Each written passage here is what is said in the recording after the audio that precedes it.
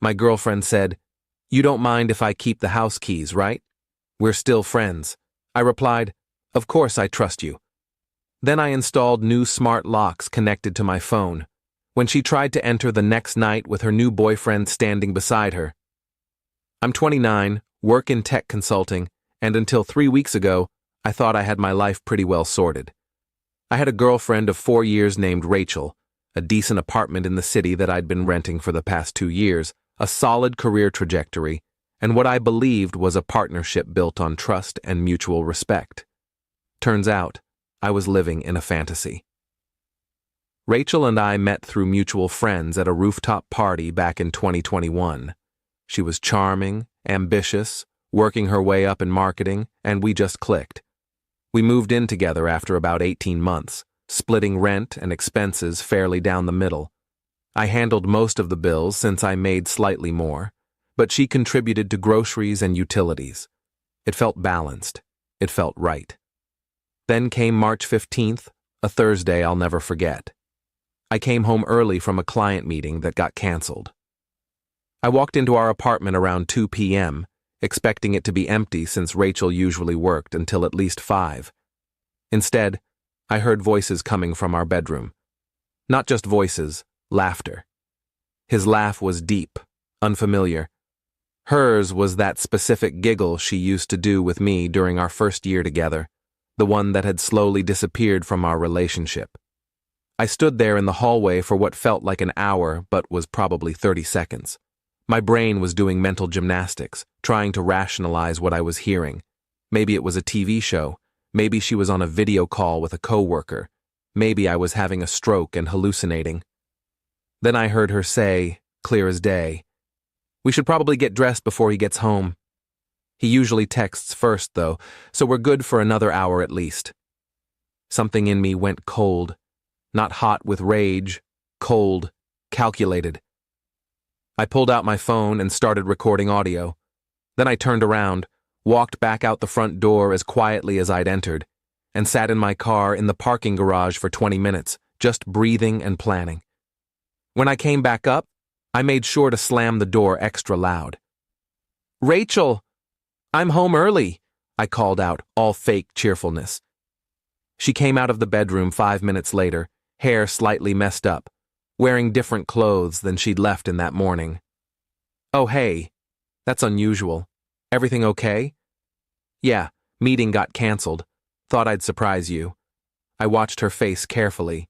She was good, I'll give her that. Barely a flicker of panic. "That's sweet. I was just taking a quick nap. Work's been exhausting." "A nap? In the middle of the day?" "Yeah, I took a half day, feeling a bit under the weather." I nodded slowly. "Want me to make you some tea?" "No, I'm okay. Actually, I should probably get back to resting." That's when I noticed the second coffee mug on the kitchen counter. We only owned 4 mugs total, and 2 were in the dishwasher. I'd used one that morning. This was the 4th. "Who's here, Rachel?" Her face went white. "What?" "No one. Why would you—" "There's someone in our bedroom right now. I heard you two when I first came in." The silence that followed was deafening. Then, like a bad movie, a guy emerged from the bedroom, adjusting his shirt. He was tall, probably mid-30s, wearing business casual attire. He had the audacity to extend his hand. "Hey man, I'm Derek. This is awkward." I just stared at his hand until he lowered it. Rachel started crying immediately. "Jake, I can explain. This isn't what it looks like." "Really?" "Because it looks like you've been fucking someone in our bed while I'm at work. What am I missing?" Derek cleared his throat. "I'm gonna go—" "No," I said firmly. "Stay. You're part of this conversation now." What followed was 90 minutes of the worst conversation of my life. Turns out Rachel and Derek had been seeing each other for 7 months. 7. They met at a conference in October. He was a senior director at some firm, married with 2 kids, though Rachel claimed she didn't know he was married at first, which was obviously bullshit. The thing that killed me wasn't even the cheating itself. It was how she tried to frame it. You've been so distant lately, she said, tears streaming. You work all the time. We haven't had a real conversation in months. I felt invisible. So you decided to solve that by sleeping with someone else? In our home? In our bed? It just happened, Jake. I didn't plan for this. 7 months doesn't just happen, Rachel. That's planning.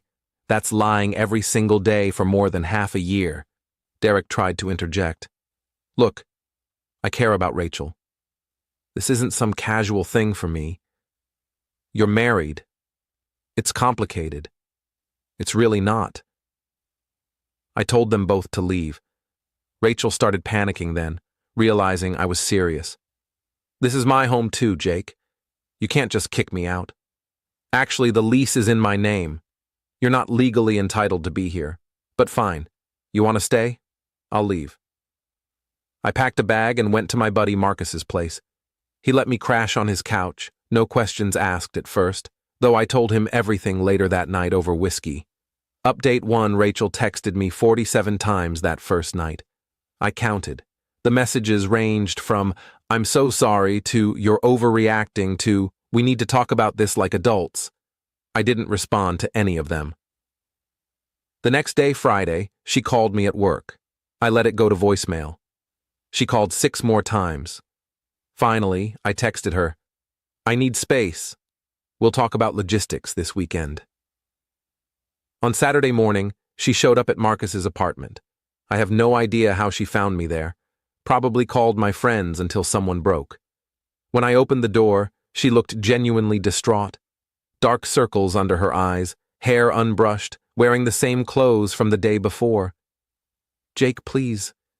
Can we just talk? Really talk? Against my better judgment, I agreed. We went to a coffee shop nearby, sat outside despite the cold. I made a mistake, she started. The biggest mistake of my life. But I love you. I want to fix this. You love me? I laughed bitterly. You've been cheating on me for over half a year, Rachel. You brought him into our home, into our bed. Where was the love in any of that? I know it's unforgivable, but people make mistakes. Relationships survive infidelity all the time. We can do counseling. I'll cut off all contact with Derek. I'll do whatever it takes. I looked at her for a long moment. Part of me wanted to believe her. 4 years is a long time. We'd talked about marriage, about kids, about building a life together. But then I remembered her laugh from the bedroom. I remembered her saying, we're good for another hour at least, calculating how much time they had before I came home. No, I said simply. We're done. I'll give you 2 weeks to move out. After that, I'm changing the locks. She reached across the table to grab my hand. Jake, don't do this, please. We can work through this. I pulled my hand back. There's nothing to work through. You destroyed this relationship, not me, you. She left crying, and I felt nothing but numbness. Update 2. The 2 weeks were hell. Rachel moved in with a friend, not Derek. Apparently he'd gone back to his wife to work on things, which I found darkly hilarious. She came by the apartment several times to pack her stuff, and each visit turned into another attempt at reconciliation. I miss you, she'd say, folding clothes into boxes. You should have thought about that before. Everyone makes mistakes, Jake. You're not perfect either. I never cheated on you. I never betrayed your trust. My imperfections don't justify what you did. On the 13th day, she asked me directly, can I keep a set of keys? Just in case I forgot something or if we need to talk. I almost laughed. Why would you need keys if you're not living here? I don't know. It just feels so final, you know? Giving back the keys. We spent 4 years together. We're still friends, right? Friends? I repeated. Rachel, friends don't do what you did. She got defensive then. So that's it? 4 years, and I'm just cut out of your life completely? That's pretty cold, Jake. You don't get to make me feel guilty for having boundaries. She sighed, tears welling up again. Fine. But you don't mind if I keep the house keys, right? We're still friends, even if you don't want to admit it. Maybe we can grab coffee sometimes. I looked at her, this person I'd loved and trusted, and realized I didn't know her at all. Of course, I said calmly. I trust you. She smiled then, actually smiled, like she'd won something. Thank you. That means a lot. The next day, I contacted a smart lock company and had them install a complete system. Front door, back door, even the balcony door, all connected to my phone. I could see every time someone tried to enter, could lock and unlock remotely, and received notifications for any activity. The whole setup cost me about $800, but it was worth every penny. Rachel's 2 weeks ended on a Wednesday. Thursday morning, I got a notification at 11:47 p.m. Someone had tried to use a key at my front door, then again at 11:49, then 11:51. My phone buzzed with an incoming call. Rachel. I didn't answer. Instead, I pulled up the camera feed I'd also installed. There she was, standing at my door with Derek beside her. Derek, the married guy who'd supposedly gone back to his wife. They were both dressed nice, like they'd been out to dinner. She tried the key again. The notification popped up. Invalid key detected. I watched through the camera as she pulled out her phone and called me again. This time, I answered. Jake? Jake, something's wrong with my key. It's not working. That's because I changed the locks. Silence. Then, what? Why would you do that? Because you don't live here anymore, Rachel. Why are you trying to get into my apartment at midnight? I forgot some things. I thought I could grab them real quick. With Derek? You brought Derek to my apartment? More silence. She hadn't realized I could see them. Are you watching us right now? I have cameras. And yes, I can see both of you standing there.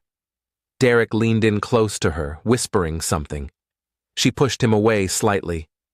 Jake, this isn't what it looks like. It looks like you kept my keys thinking you could still access my place whenever you wanted. It looks like you and the married guy you were cheating on me with thought you could just waltz into my home in the middle of the night.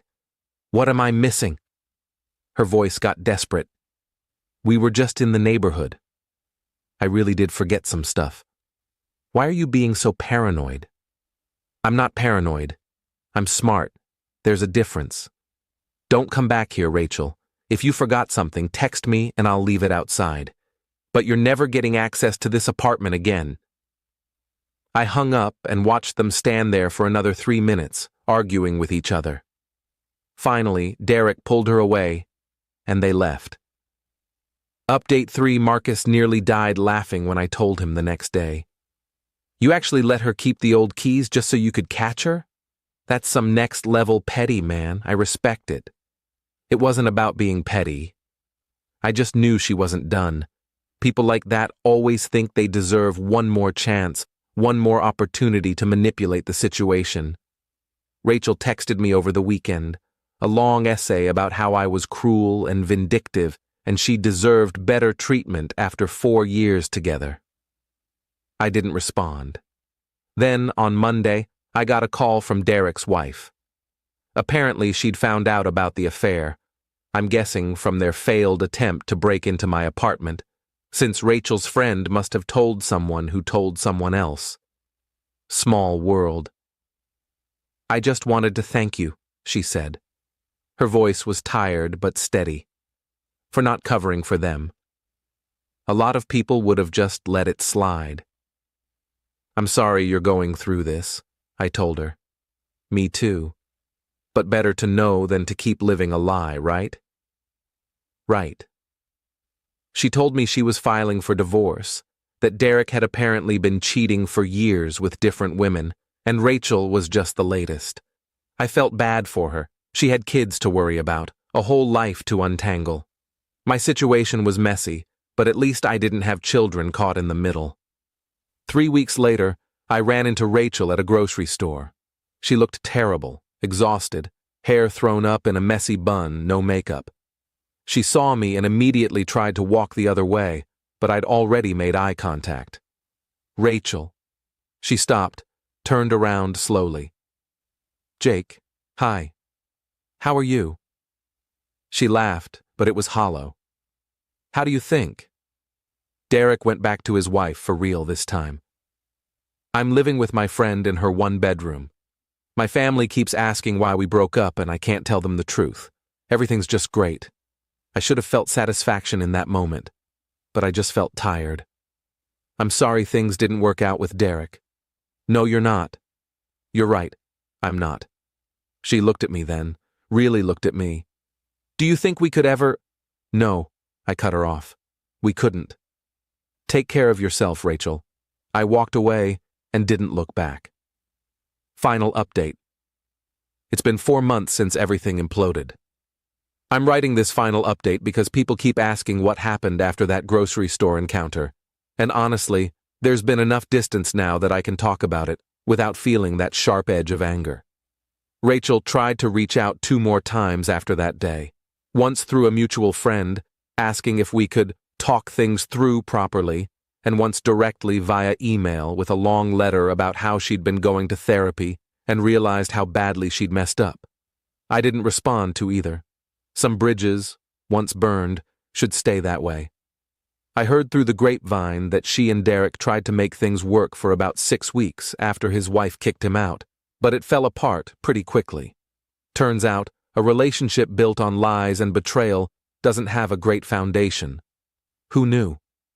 Derek's now paying child support and living in a studio apartment across town. Rachel moved back in with her parents in the suburbs, which at 31 must be a special kind of humiliation. As for Derek's wife, her name is Jennifer, by the way, she actually reached out one more time about 2 months ago. Not for anything heavy, just to let me know the divorce was finalized and she was doing okay. Her kids were adjusting. She'd started dating someone new, and she said she felt like herself again for the first time in years. We grabbed coffee once, just 2 people who'd been collateral damage in other people's selfishness, and it was actually nice. We're not close or anything, but there's a mutual respect there. I've started dating again. Nothing serious yet, but I'm open to it in a way I wasn't right after the breakup. Therapy helped a lot with that. Helped me understand that Rachel's betrayal said everything about her character and nothing about my worth. My therapist also pointed out that the smart lock thing, while effective, was maybe a sign I needed to work on trusting my instincts earlier. She's probably right. The apartment still feels like mine in the best way possible. I repainted the bedroom, got new furniture, basically erased any trace of Rachel from the space. The smart locks are still there, and honestly, I'm keeping them. Not because I'm paranoid, but because they're convenient as hell and give me peace of mind. Marcus is still my best friend, still makes jokes about the whole thing, and still lets me know I'm welcome on his couch anytime I need it. I took him out for an expensive dinner last month as a thank you for everything he did during those first brutal weeks. Work's been good. I got promoted in July, which came with a significant raise. I've been putting money away, thinking about maybe buying a place instead of renting. Building something that's entirely mine, you know? Sometimes I wonder what would have happened if I'd never come home early that day. How long would Rachel have kept lying? Would she have eventually told me, or would I have found out some other way? Would we have gotten engaged, planned a wedding, maybe even had kids before the truth came out? The thought makes me sick. But mostly, I don't think about her at all anymore. She's become a cautionary tale I tell myself when I'm tempted to ignore red flags or rationalize suspicious behavior. Trust your gut. Protect your peace. Don't let anyone make you feel guilty for having standards. Someone asked me recently if I regret how I handled everything, if I wish I'd been more forgiving or given her another chance. The answer is no, not even a little bit. Rachel made her choices every single day for 7 months. She looked me in the eye every single night and lied. She planned around my schedule to betray me in our home. That's not a mistake. That's a choice. Multiple choices, actually, repeated over and over. I did what I needed to do to protect myself and move forward. The smart locks were just a practical solution to someone who'd shown me she didn't respect boundaries. If that makes me petty or cold, I'm fine with that. I sleep well at night, knowing I stood up for myself. Life's pretty good now. I wake up without anxiety. I come home to a space that's peaceful and entirely my own. I've got good friends, a solid career, and the freedom to build whatever future I want without someone actively sabotaging it behind my back. That's all I've got. Thanks for reading and for all the supportive messages. For anyone going through something similar, trust yourself, protect your peace, and don't let anyone convince you that having standards makes you the bad guy. You deserve better than someone who treats your trust like it's disposable.